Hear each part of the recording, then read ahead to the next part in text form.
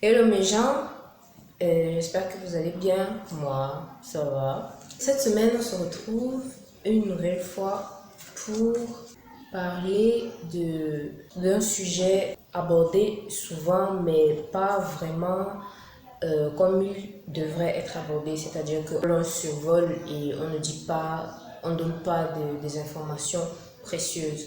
Alors je me suis dit que au lieu de faire une vidéo où je vais m'asseoir et vous dire tel type d'homme porter ceci, tel type d'homme porter cela, je vais vous éclairer un peu plus sur comment notre physique fonctionne.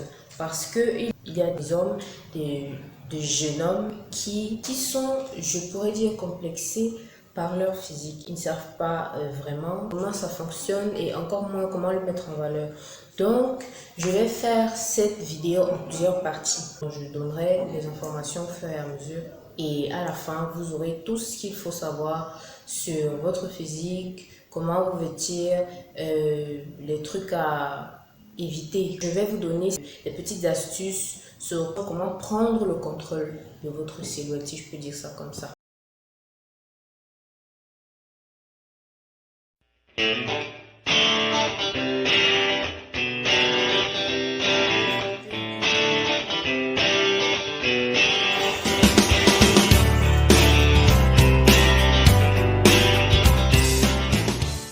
Tout d'abord, je tiens à différencier la morphologie de la silhouette.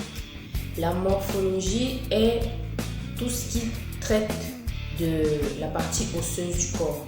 Et la silhouette, c'est l'enveloppe charnelle. Donc, il est facile de contrôler la silhouette plutôt que de contrôler ses os parce que les os, la forme des os qu'on a, c'est génétique. Donc,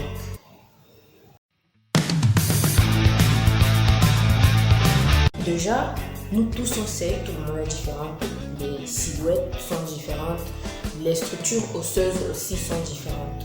De là, on distingue trois types de morphotypes, donc trois types de morphologie. Et quand je parle de morphologie, comme j'ai dit au début, je parle de la structure osseuse. Ouais, cette vidéo est assez scientifique. Pour les hommes, il existe trois morphotypes dans lesquels on peut ranger en général les hommes. Quels sont donc les types de morphologie? Nous avons la morphologie ectomorphe ou morphotype ectomorphe. Nous avons la morphologie mésomorphe ou morphotype mésomorphe.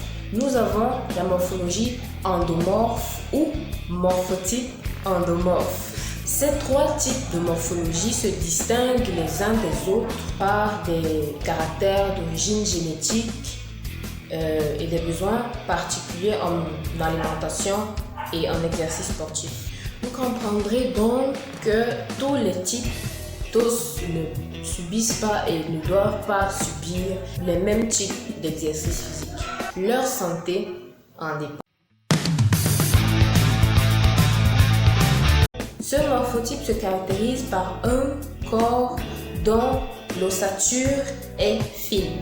Ils ont de très longs bras et de longues jambes. Leur métabolisme brûle plus de calories qu'ils n'en consomment. Imaginons que par jour, un être humain, je ne sais pas s'il ne prend que 200 calories par jour, mais supposons que vous mangez 200 calories par jour. Si vous êtes ectomorphe, vous allez brûler la moitié des calories que vous venez de manger, voire le double. Donc, l'ectomorphe a tendance à brûler soit le 1,5, soit le 1,5 sur 2 de la quantité de calories qu'il consomme. Les hommes ectomorphes sont généralement minces, voire maigres. Ils ne sont pas malades, ils sont ainsi, ce n'est pas une maladie, ce n'est pas le fait de consommer trop d'alcool non plus. Ils sont naturellement minces ou maigres. Leurs chevilles et leurs poignets sont leurs articulations les plus fines et ils ont un bassin étroit. C'est le genre de mec qui est super mince et qui va se bagarrer toute la journée. Pour les ectomorphes qui veulent prendre du poids, il faudra consulter un médecin qui va vous conseiller une sorte de guide nutritionnel ou voir un coach sportif qui sait ce qu'il fait. Parce que ce n'est pas tous les coachs sportifs qui savent ce qu'ils font. Surtout dans notre pays, il faut être réaliste. Prendre de la graisse, là, est difficile. Par contre, pour prendre du muscle, il faudra privilégier les exercices physiques courts qui ciblent tous les muscles et le corps en général. Pour ça aussi, si vous avez un coach sportif, il saura vous guider. Et je répète, un coach sportif qui sait ce qu'il fait. Contrairement à l'ectomorphe, l'endomorphe a les os fins, mais il a les bras courts. Il prend un peu trop facilement du poids. C'est le genre de personne qui va manger, qui ne va pas manger trop, mais qui va stocker du gras plus facilement qu'un ectomorphe.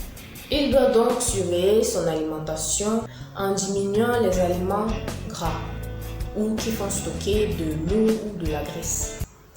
Pour les endomorphes qui souhaitent perdre du poids, si vous en avez, il faut savoir que le processus n'est pas impossible, mais il est lent. Il est lent et il se fait par étapes. Il est donc plus facile pour vous de prendre en masse musculaire que de perdre du gras. Généralement, les endomorphes ont une silhouette costaude. Votre entraînement physique est donc en 2 étapes. La première étape consiste à réaliser des exercices en charge légère pour cibler et diminuer la graisse. La deuxième étape consiste à passer aux charges plus lourdes pour prendre du muscle.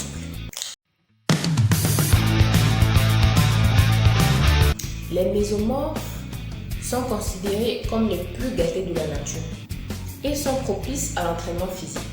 Leur squelette est large, ils ont de gros os bien solides et un grand potentiel de masse musculaire. Ils ont une ossature très développée. Attention, ils n'ont pas des os de dinosaures quand même. Leur métabolisme assimile très bien leurs aliments. C'est le genre de gars, il va manger n'importe quoi, il va pas stocker de graisse. Et lorsqu'il prend de la graisse, celle-ci s'en va au moins de forme physique. On les reconnaît par la silhouette en V. Ils peuvent effectuer de lourdes séances d'entraînement car ils sont très endurants.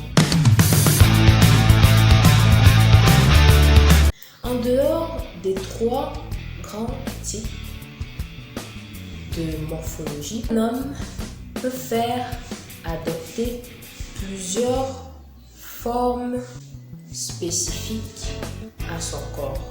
C'est-à-dire, malgré sa structure osseuse, un homme peut décider d'être super canon ou super balèze.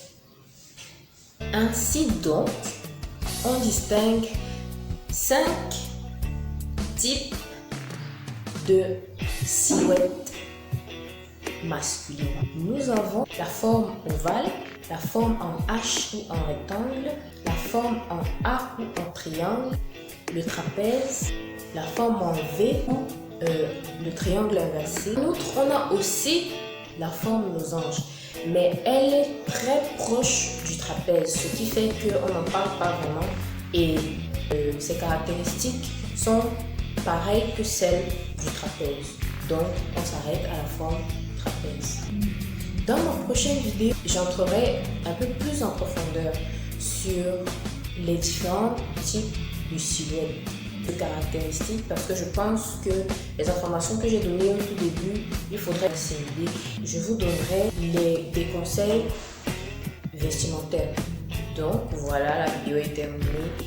À bientôt dans la prochaine vidéo. D'ici là, likez, ça fait toujours plaisir. Partagez au maximum. Merci et abonnez-vous. Surtout, be yourself, it's perfect.